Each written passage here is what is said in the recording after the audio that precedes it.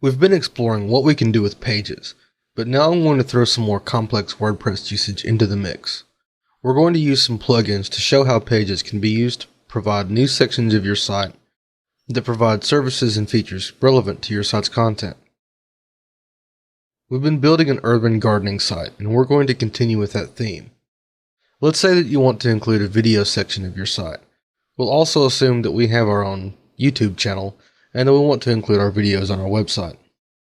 We'll accomplish this with a plugin called Wordpress.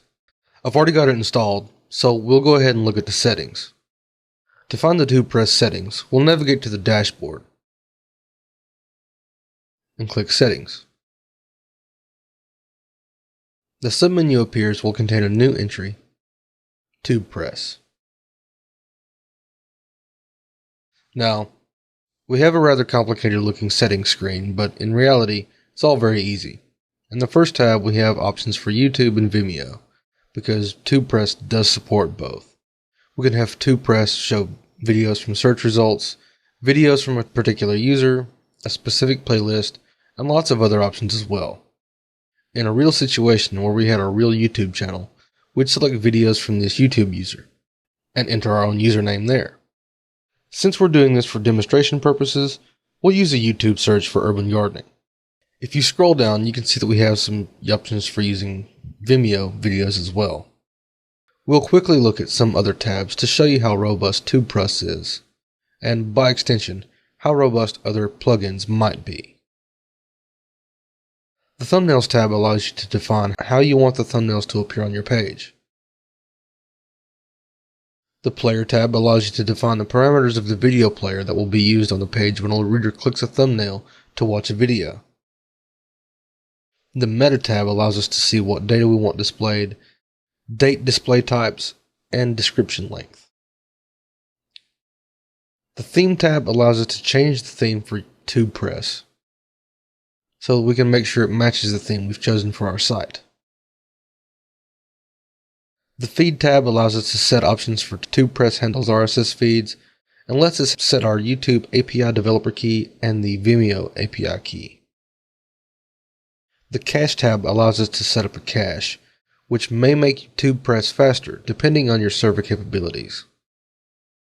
And finally, the Advanced tab allows us to enable debugging, set the shortcode, enable SSL if our site is using SSL, and we don't want the browser to inform the user that there is insecure content and ask them if they want to proceed. If your site is using SSL, you want to make sure that every piece of embedded content is also secure, if at all possible. Now, in order to actually use Wordpress, let's go create a new page.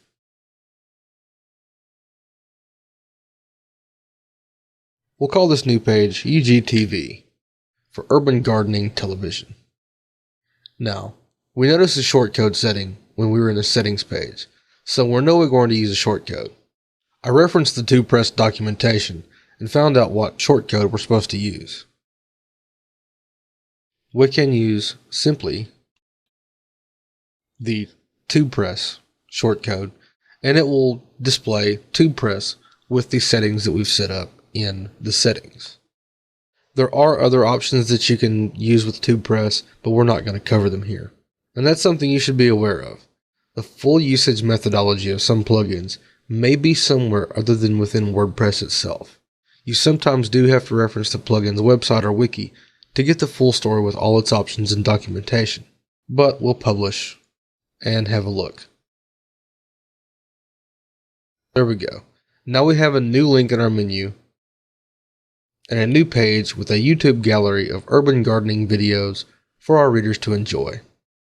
This is just one example of using a page to add features to our site.